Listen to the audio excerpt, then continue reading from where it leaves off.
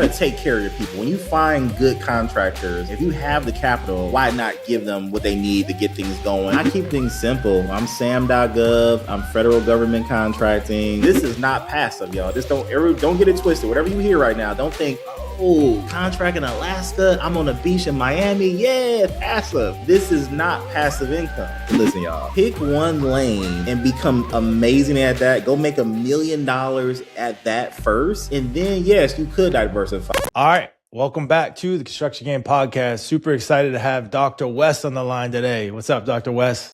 What's going on? Glad to be here. Thanks for having me. Yes, sir. Yes, sir. So where are you at right now? So, yeah, right now I'm in Houston. I actually have a training that I'm doing here in Houston. I don't know when the date this is going to come out, so I ain't going to worry about the date. But just so you guys know, sometimes I do training. So I'm doing a training here in Houston this Friday, Saturday. Cool. Is it a live one? Yeah, live in person. Yeah, I don't do live in person often, maybe like once or twice a year. So this is a live in person event. Very cool. Very cool. Awesome. Yeah. So you're in government contracting now? Sir. Yes, sir. Cool. All right, cool. How'd you get into government contracting? Great questions. So I was a school teacher. I taught special education for 8 years before I got into government contracting. And just like all of us, COVID happened. So 2020, COVID happens. They send us home. I'm still teaching and I'm looking for other ways to make money, if you will. I'm not going to go. We'll see how far you want to go down the rabbit hole, but I looked at a bunch of different things, of ways of making money. And I found government contracting. I found my mentor, Jason White, went to a training, changed my life. And once I saw the capabilities of government contracting, I said, it's all up from there. So since 2020, I've been doing it ever since. Awesome. Very cool. Very cool. Yeah. So the government contracting is a very wide industry. Like what specifically in government contracting do you do? Yeah. So that's a good point. So that's a great point. So for me, and people kind of know me as, I'm like the middleman guy, right? I teach the middleman process. I do the middleman process. For example, now I think this past weekend, we won number 41 of government contracts, but every single one of them is me serving as a prime, but working with a subcontractor to help fulfill it. So that's kind of my niche. That's my angle. There's a lot of ways to do government contracting, as you spoke about, you with construction, and if people are watching, there's so many ways to do government contracting. There's no wrong way of doing contracting. Some people do dibs. Some people do unison marketplace. Some people just work with the post office. Some people just do products. Some people just do this and that. But I chose the middleman process, and that's the one I teach and I do. Yeah. No, I like it. And why do you like it process so much? Because honestly, that's how we do. As well, and from a standpoint of we work with only subcontractors. So we're located here in Washington D.C., but not all of our projects are located here in Washington D.C. We're in Texas, we're in Idaho, we're in California, we're up in Bar Harbor, Maine. We're down in Florida, Georgia, South Carolina. So we're all over the place. So it'd be very challenging if we were hey, we got to self-perform everything here. But we go into all of these different markets and we find great subcontractors to be able to help us get them to the finish line. So why do you like that method? Exactly what you just said, man. For me, I tell people all the time, I actually learned the quote unquote middleman method, and I was doing pallet flipping, a 4840 pallet, right? 4840 pallet. So I was a school teacher first. I bought a course, $5,000. I bought a truck, $5,000, spent about $10,000, $12,000. And I became one of those guys who are pallet flippers. If people don't know what that is, anywhere in the country, you look at the street and you see a guy pulling a trailer and he's got wooden pallets in there. And he's taking them either to a pallet yard or he's taking them to a customer. That's what I did. I did that during that COVID year. And that's kind of how I learned government contracting. But I'll tell you what I loved about that is I was just the middleman. I would go to one company and I would say, hey, those pallets in the back, what are you doing with them? Are you throwing them? What's going on? They're like, hey, we can't give them away. I'm like, yes, you can. Go ahead and load them on my truck. I'll take them. I take those pallets to the pallet yard. They give me $3 a pallet. I probably did it close to 100K my first and only year doing pallet flipping. But as you know, and being outside construction and, it gets cold. Sometimes I gotta pick the pallets up. Sometimes it gets dirty. And again, I ain't mad. I got blue collar. I ain't worried about getting dirty, but it was backbreaking labor, and it wasn't for me. I wasn't something I want to do forever. So when I found government contracting, they said you can be the middleman for the federal government. I said, oh, okay. So you can have a contract in Alaska, like I just won one in Alaska last week. I can tell y'all about that. I just won a contract in Alaska. I ain't got to go to Alaska. I don't have to touch it. I don't have to see it. I have to administrate it. I have to run it. But I can stay at my house and do that. Game over. I said, let's do it. Let's do it. Like that's a no-brainer. No brainer. yeah. That beats the only. I've heard of people couch flipping. I never heard of someone pallet flipping, but that's pretty cool. Yeah. That's so way. Tell us. I heard it. Yes, sir. So tell us about this project you got in Alaska. What kind of project is it? What kind of project is it? I think this is a good one for people to understand the middleman process. So I just won this contract this past Friday. Again, I'm not going to date it. I don't know when you're going to post these, but this past Friday, the government, even before that, I'll just say this. It was January 9th when it was due. The government said we need 15 snowmobiles to rent for special forces because they're going to be doing some training in Alaska. I'll leave it at that, right? They're going to be doing some training, but they need those mobiles for the whole month of February. Sleds to pull, block heaters to get them started -20, all types of gear and things of that nature. So long story short, the government wanted that. Do you have any snowmobiles? Do you own a snowmobile? I don't. I do not own a snowmobile. Yes, I have. I grew up in Maine, so I know all about snowmobiles. I know all about snow, a lot of snow. Yeah. So you know a lot more than me. Even though I grew up in Cleveland, I've never been on a snowmobile in my life. I've never rode a snow, never rode one, never been on one. I've seen them. I know what they look like. But anyway, like I use my process of like ChatGPT, doing my market research. And long story short, I gave the government a number. I said, hey, government, my company can coordinate this rental, manage this rental for $136,000 for the month of February. I get a phone call from the government on Friday. Hey, Wesley, do you know these snowmobiles are going to Alaska? I'm like, yeah, I know they're going to Alaska. And the reason he said that, he said some other people bidded on this, but they thought they were going to North Carolina because the contracting office was in North Carolina. I said, no, I read this solicitation. It says Alaska. Okay, well, check your email. I got an award letter coming your way. Okay, cool. Sounds great. Like, now I got a lot more lessons behind what I had to do. Because actually, the funny part, people might freak out with this. I didn't even really have a subcontractor lined up. I just told the government $136,000 sounds good. According to my market research, it goes around 108 to 120. Maybe I make 20 grand, maybe I make 11. Somewhere around that point. Long story short, I won the contract, found a subcontractor. Now I'm only making $11,000 profit. It's not a crazy amount of profit, but am I going to Alaska? No. I got thumbs up here. Am I going to ride a snowmobile? I would like to ride a snowmobile. Don't get me wrong. They sound like they're doing some crazy. Like I talked to the master sergeant. He was like, me and my guys, we're going to get up there and we need these sleds to start at -20 because we're going to be. I'm like, I don't know what y'all doing, but that sounds crazy. But when I be there, no, I won't be there. I won't physically. I won't physically. Yeah, that's interesting because from a construction standpoint, I see projects up in Alaska all the time. But like one of the things that we do is like we do have boots on the ground. Like we have our superintendent or site safety and health officer and quality control manager go out there. And we've had superintendents raise their hand and say they will go, right? But it's always just that they're, I'm willing to go across the, from here to California, but we just haven't made our way up to Alaska yet. But that's interesting. You kind of, you're inspiring me a little bit. Wow, man. There's a lot of Alaska. There's a lot of projects up there. Yeah. There's a lot of projects up there, like Park Service, a lot of them. Random. Yeah. I got one earlier this year as well. This one I'll make about $30K for Volt toilet pumping. Toilet pumping. Random stuff like that. And again, for the people who are watching, a middleman strategy.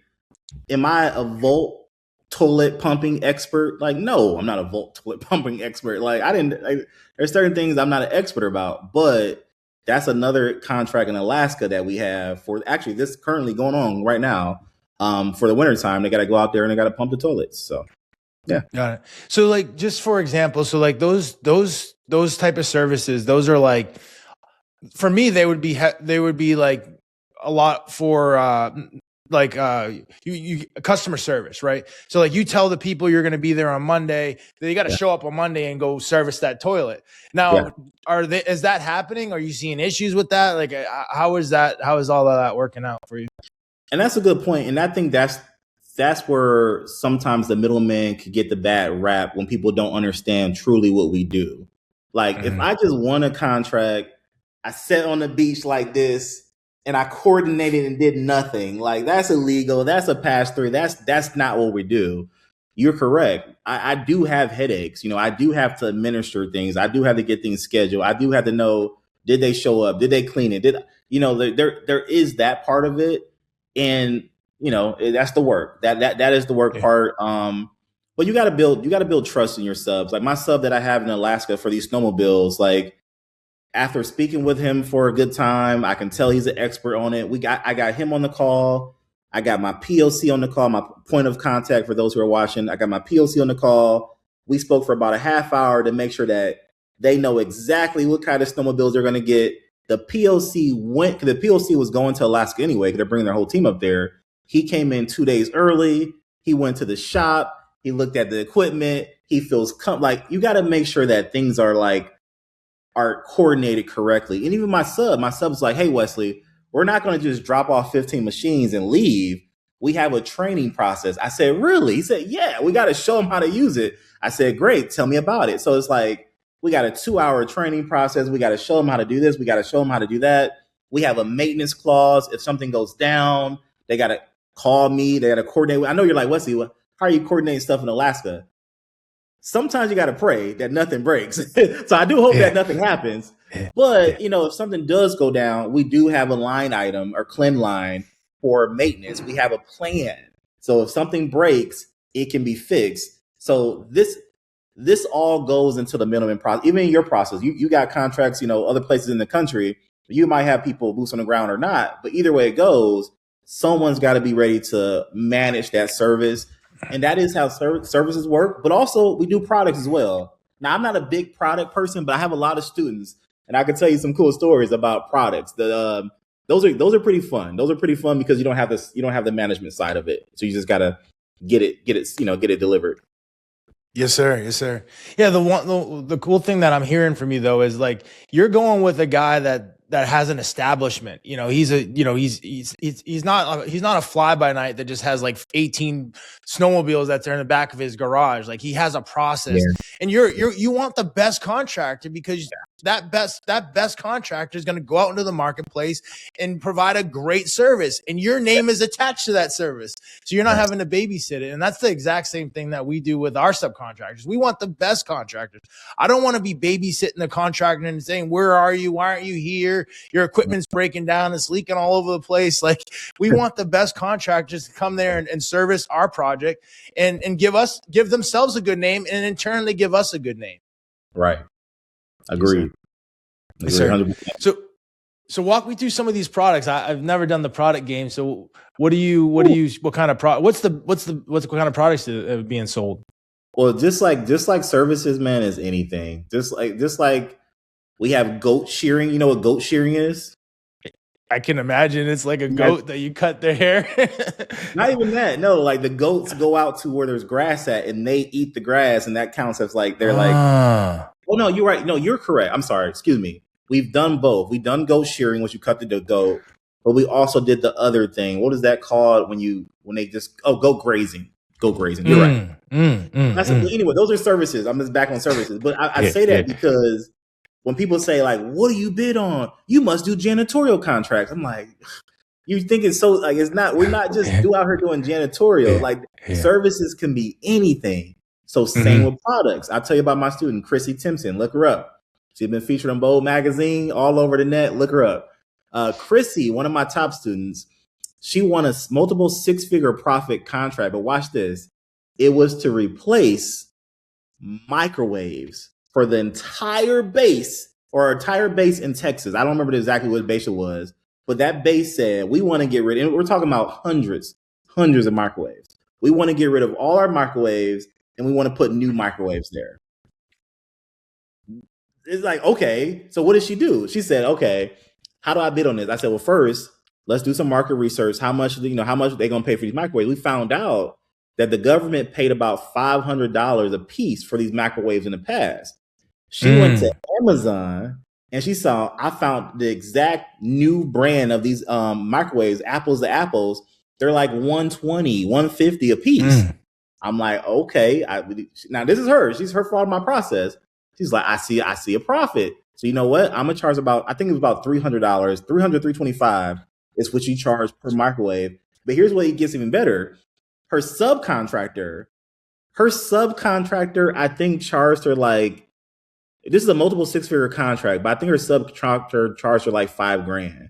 Because what does it take to install a microwave? We've all done it. Unplug, plug in. That's it. So he's like, you know what? $5,000.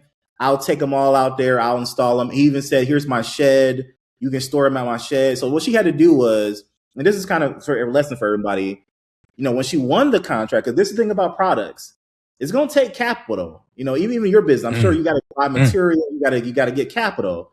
Products are a little bit different because it's going to take capital. She's like, well, I won the contract, Wes. I'm making a lot of money, but I got to go buy 500 microwaves. I said, okay, well, let me give you an idea. Amex Platinum, brand new card, business credit card. Here's my referral link. Go get it. She went and got it.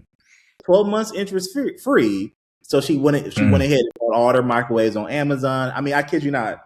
They're bringing truckloads of microwaves to her sub. They're dropping them off. Now, here's the thing about coordinating. Some microwaves got damaged in transit. Some microwaves were broken. Some boxes were squished. So she had to get them replaced. But luckily, everything came from Amazon, so it was no big deal. But long story short, I just say this. She called me one day crying. And this is like a year or two ago. And she was like, Wes, I just got a check from the government. I said, oh, for real? I said, okay, what is it? She said, I got a check for $80,000. I said, what? That's dope. That's great. I said, what's your profit on that check? She said, no, this is my check. This is profit. I said, oh, okay. That's your profit. She said, no, this is my, and she's crying and she's there. It was his life. And then again, she's done this more and more. She's got $1 million contracts now. She's done bigger things, but just that alone is just so amazing, man, because we call her our product queen. We call her the product queen in our program because she likes to go after products, but that really, sparked everything for her. That changed everything for her life. And I got so much I can say more about that, but that's an example about a product. That's an example. Yeah, no, that's beautiful. And that's the crazy thing about it is once you learn the process, once you learn how to work with the government, how to do it the government way, you can then do it over and over and over and over again. And they're constantly buying all kinds of things, and they're all over the place. And it spirals in a great way. Right? Great way. Rinse and repeat. How long have you been in government contracting? So I got into government contracting in 2012. Prior to that, I was a yeah. We've gotten over $250 million worth of construction contracts. Ooh, okay. You are OG over here. Okay. We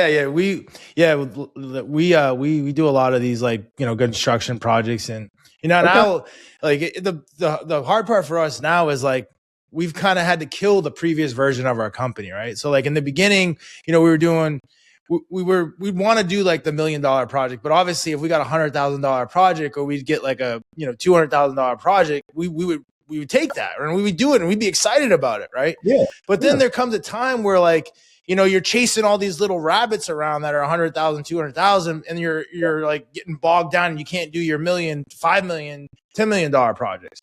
So we kind of had to kill that smaller version of us, and now we're getting to a point where we're having to kill that version of us that was $700,000, $800,000, $900,000, $1 million, because it's just like we got these bigger projects, these 12 million, these 10 millions that we're rolling on, and then you get bogged down with these smaller ones, and because like every project you have to do a kickoff meeting.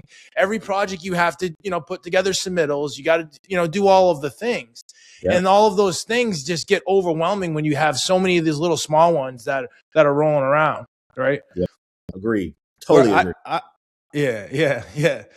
And then, that's another point you brought up when you were talking about the products is that, she went out there and she tapped into other people's resources, right? And in this case, it was a credit card, right?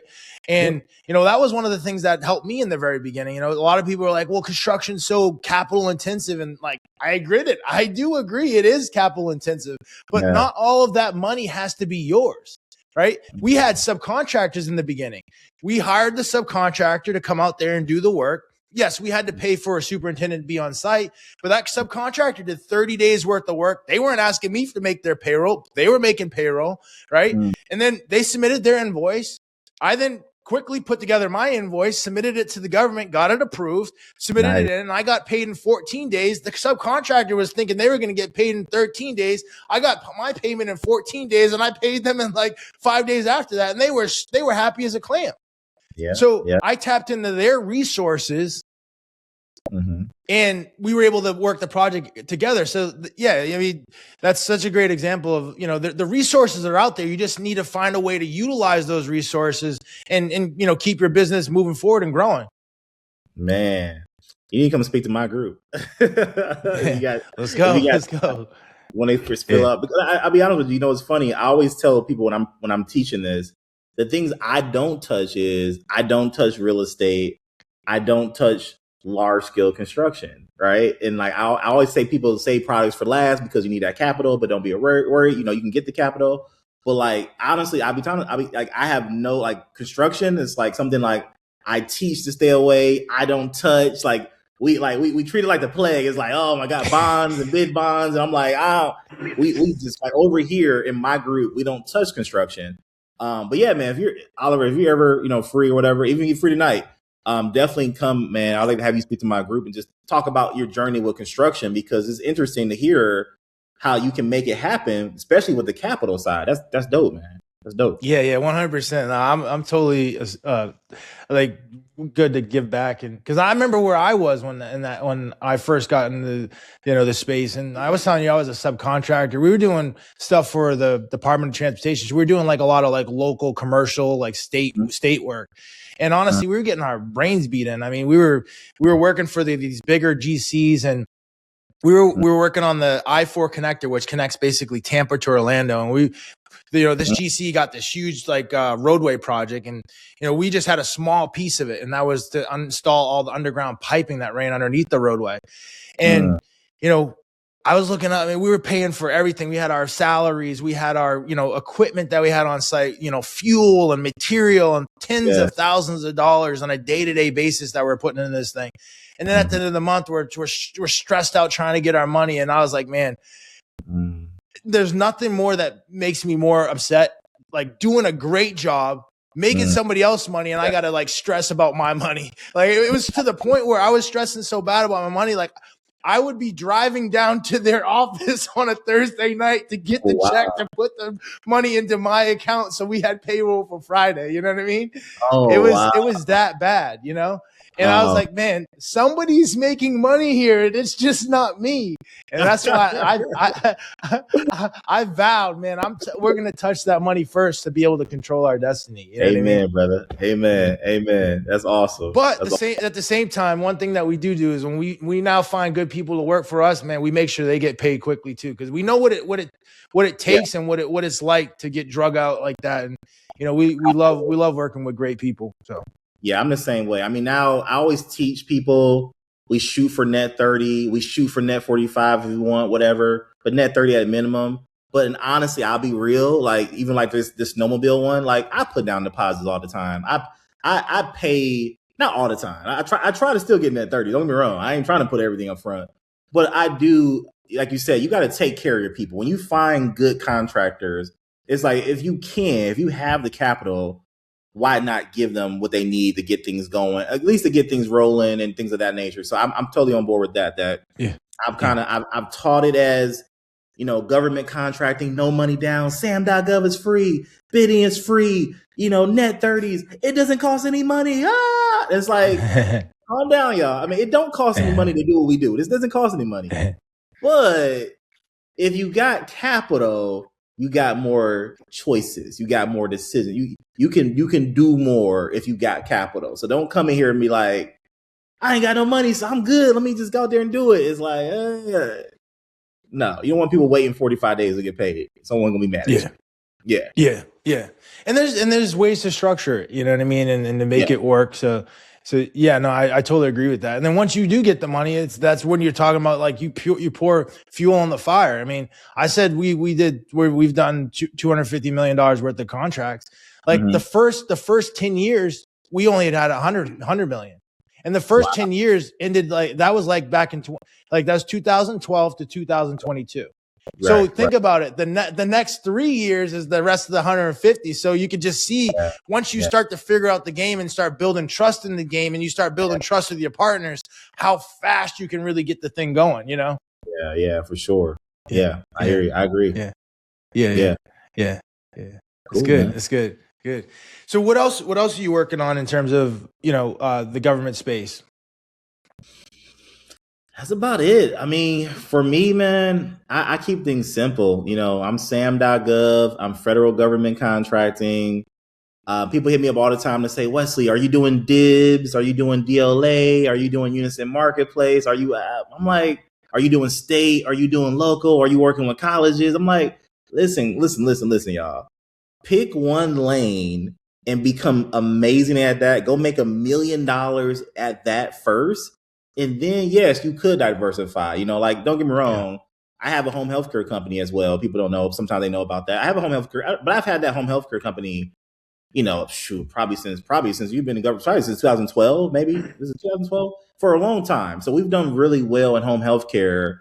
And that is, quote unquote, state dollars, local dollars. So you can say, well, Wesley, you are in the state and local market. It's like, yeah, I am. But that's just one thing. That's just home health care. I'm not doing the middleman process at the state level. And I'm not saying you can't.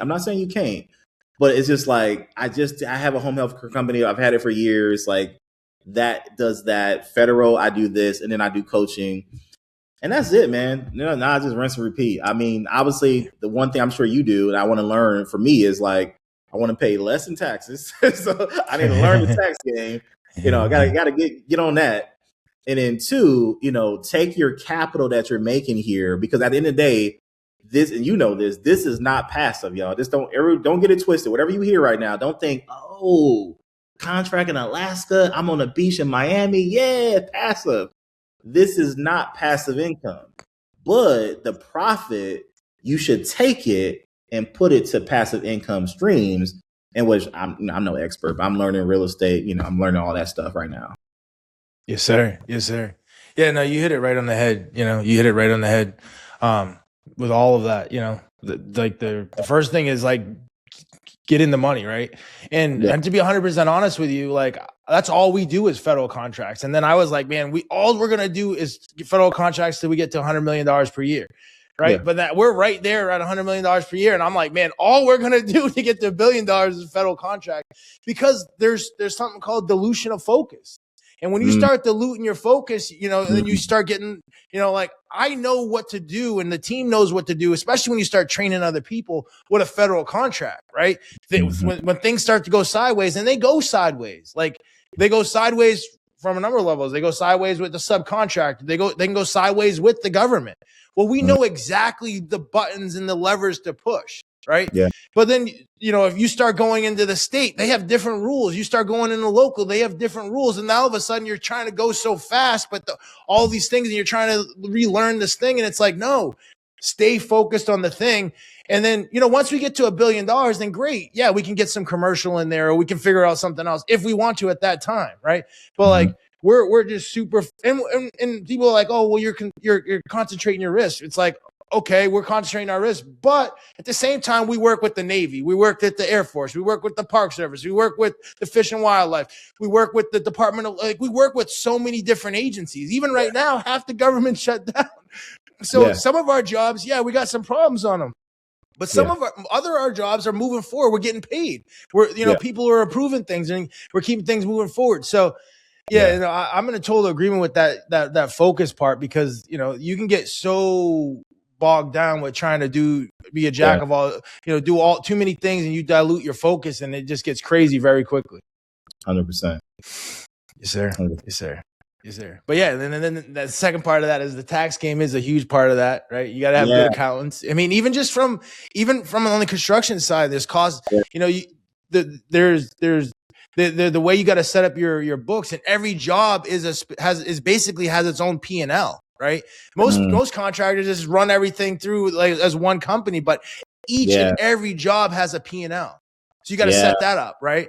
And then, the tax game is a huge thing. And then from there, then it's like, one of the things that for me in the beginning, before I really figured out how I could grow my business, I needed to find a place to put the capital that I was making, right? But at the same time, that almost became a distraction and almost like got me off a track of what I was really good at and the thing that actually makes the money. Right. So, the biggest thing is really just staying focused. For me, at least, is staying focused. Don't get distracted on the shiny object, and keep doubling down, and then teach the process to other team members so we can now like put fuel on the fire, and really grow and scale with it. Do you also coach as well, or is this like what? I guess if you don't mind, like, how did you come to this podcast? Are you coaching now, or like what's this deal about? Yeah, so like we got the podcast, and I've always had a podcast, and the podcast in the beginning was more of a way for me to like have a way to have an outlet and basically share some of the things that I was doing, because prior to my podcast, like I was a very shy and introverted person and couldn't even really carry a conversation. Now I can like sit in front of a video and do like a 30-minute thing, So I was able to like formulate my thoughts and get it out there. And it's even helped with training like my team members. Right. And then, then it was the podcast initially was just me, like just sharing my game and basically what I'm doing on a day-to-day basis. And then, we started doing the interviews, and then the cool thing about the interviews is I meet great people like you, and then you're telling me about the things that you're working on and the platforms that you're building, and then you hear about my success, and then it's like, oh wow, man, like we could like turbocharge this thing together by you come speak to my people, help teach them the construction game, because honestly, I don't really do that. I don't want to do it, right? And then it's like, okay, I have no problem helping out there and being and sharing some of the fruit from my tree and some of the learnings that I had, because I remember what it felt like being that person back in 2012 trying to figure out this government contract game, going online and just going to the SBA. And honestly, the SBA is great, but like those people have never done it. Like I could tell you some of the things that they were telling me in the beginning to do, and it's like if I had done those things, I'm telling you, I wouldn't be where I'm at today. But like I did the things that where I'm at today because my mentor, he had success. So I followed what he told me to do, and I let all that other stuff go to the side. And then I got the results that he was talking about, and that's awesome. So, and then, so it's building relationships and connection. And then at the same time, like some of those smaller NACE codes, we can't even go after anymore. Right. Like, so those $19 million NACE codes, like 238, 220, like as of 2020, whatever it is, 6, like we're not even able to go after those anymore, right? Because we've now sized out of them. So now it's like finding other companies that, hey, I want to be your HVAC guy, I want to be your mechanical guy, and like we can show you how to do those contracts, or we can even be a subcontractor for you and help you get them to the finish line. So it's like just finding ways to get out in the marketplace and team up with people and create value. That's smart, man. That's very smart. Yeah. That's awesome. Yeah, man, that's awesome. Yeah. I wanted to do a podcast. I've never got around. I haven't put the time into it, but me and my friend are wanting to do a podcast for a while.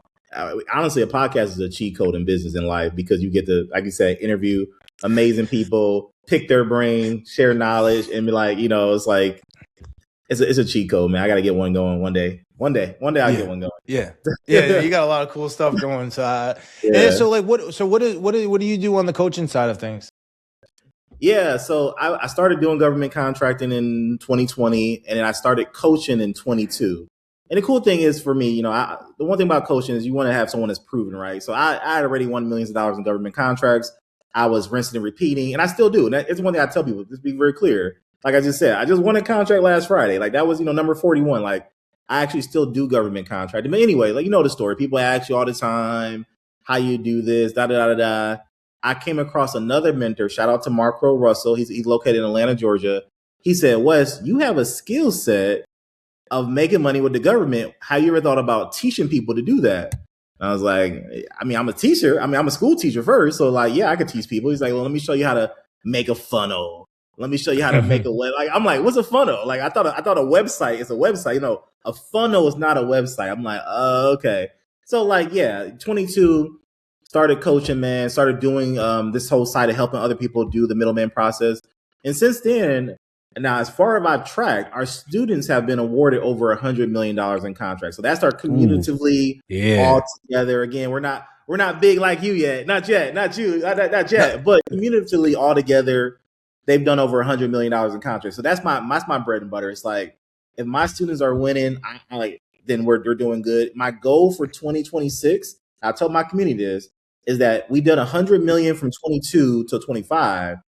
Can we do 100 million in a year of 2026? I know we can, of course. But now it's like, let's do it. Like, so now all my students are like, all right, we got to bid, we got to go fast, we got to do this, I think in January they put in like 7 contract wins. So cumulatively, so that's kind of my focus now. Like I'm still bidding, I'm still going to do my own contracts, but the way for me to give back is that my community does $100 million in contracts in 2026. And that's what we're working towards. Yeah, that's a huge impact. That's a lot. That's great. That's awesome. That's really cool. That's awesome. And that's across the board, product, services, everything. Right? That's everything. Product, services. That's awesome. Somebody might dabble in construction. And again, it's not hard to do because somebody might get $1 million contract, $2 million. I'm like, okay, cool. We only got, 98 more to go. Like, so like, some people get smaller ones, 10,000, 20,000, 40,000. Either way it goes, we have like a data system that we track. We get their cage codes, their award notices. So we track everything. We say, okay, as soon as you win, give me your award notice, give me your cage code, give me your company information so we can add it to our database so we can like track it. Documentation beats conversation. We want to get to the point that we can like see it. So that's what we're doing. And that's the cool thing about this government contracting space is that everything we're talking about, like there's receipts and it's all you can just go Google it right on the internet. There's receipts for everything that we're saying here. This 100%. Is not made up. This is not boom. Everything's there. Yes, sir. Yes, sir. It's all public knowledge, y'all. You can't make it. It's not like crypto and all that other stuff. I'm not knocking anyone who does crypto, but it's not like all that stuff out there that's like, I did this or I did that, or what is it? Day trading. Oh, I did I learned a thing called, it's not penny stocks. What's that thing called? Paper trading. People do like paper trading and stuff like that. I'm like, what is that? They're like, oh, use when you trade hypothetical, but it's not your real money. But look how good I did in my paper trades. I'm like, but you didn't make any money. Promote that. But people do. People are like, oh no, they got fake accounts doing this. I'm like, nah, over here in government contracting, you put the cage code number in, look at the awards. It's all public knowledge. Yes, sir. Yes, sir. So how do people get in touch with you? Appreciate it. If you want to reach out to me, guys, I would say I'm on all platforms, but Instagram's Dr. Wes Fisher, YouTube, Dr. Wes Fisher, and TikTok. A lot of people like TikTok. TikTok is kind of where I blew up at on TikTok. But TikTok is Make Money with Wes. Make Money with Wes on TikTok. Yeah, that's kind of where I, during COVID, kind of really sparked up on. But those are my social medias. I would say just reach out and then find out what we have. Sometimes we do online trainings from home, like a 5-day training. So again, we do an in-person training every so often. So we have different things that people can learn, different price points, that they can learn to get into it for sure. Fantastic. That's awesome. Appreciate you, brother. Yeah, man. Thank you for your time, man.